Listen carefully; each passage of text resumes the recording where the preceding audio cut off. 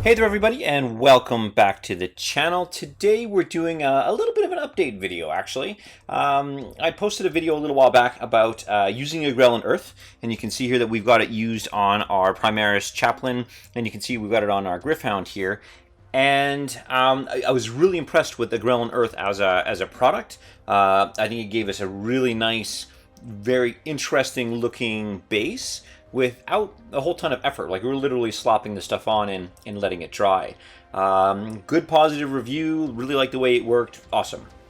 Now, in the comments, some people made a couple suggestions, and I thought I'd give them a swing. I did, and I kind of like the results. So what I ended up doing they suggested that they wash it and then dry brush it with like a bone color, like a Screaming Skull or something like that.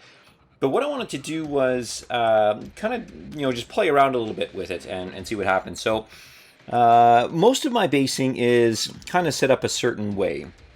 But with the Agrellan Earth, I want to try something a little bit different, and you'll see here that these guys are going to stay kind of locked in. They're matching other armies. They're actually matching other kind of paint schemes, things like that. So I'm kind of locked into those.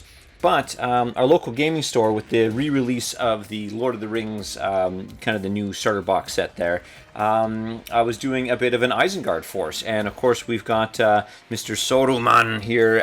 If you don't say it that way, the world might explode. So I've got Saruman, and he's in charge of the, the fighting Uruk-hai. Anyway.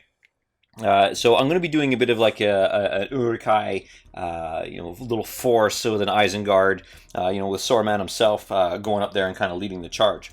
So this gave me an interesting opportunity to try something a little bit different. So I did go ahead. I'm doing the lighter colored base, the Steel Legion Drab.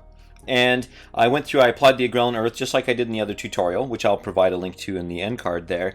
And then I wash it with that usual wash that I put together, the 50%, it's 25% Nuln Oil, 25% Agrax Earthshade, and 50% just everywhere, any just super common floor wax. And what I ended up getting was this really nice kind of high contrast base. But it was pretty dark, so I didn't go the Screaming Skull route. I actually went in and dry brushed in there some Talaran sand. That was kind of the big one there. It brought it in line with a lot of the other colors that I used, but I don't think it quite popped nearly enough. So I went ahead and I brought in another lighter dry brush of Karak Stone, and I think that really got me the effect that I was looking for. To be completely full disclosure here, the dry brush looked really nice, but I took some Karak Stone and I just went in and just kind of touched up some of the larger pieces just a little bit. We're talking like 3 seconds of work here, and I think it provides a really nice finish to the model.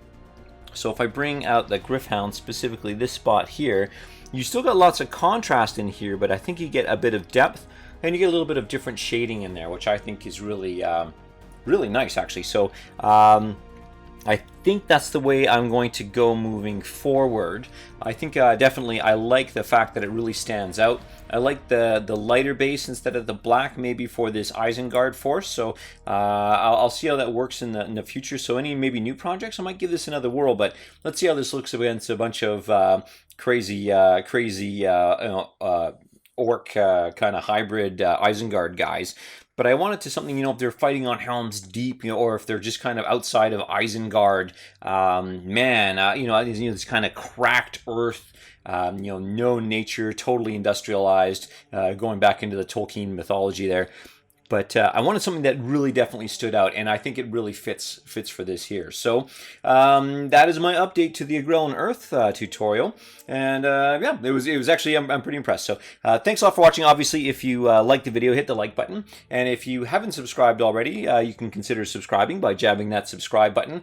And if you want notifications of all of our future videos, just grab that little bell right by the subscribe button, and you'll get notifications sent to all your apps and devices and all that stuff. So thanks a lot for watching, guys, and we'll catch you in the next video.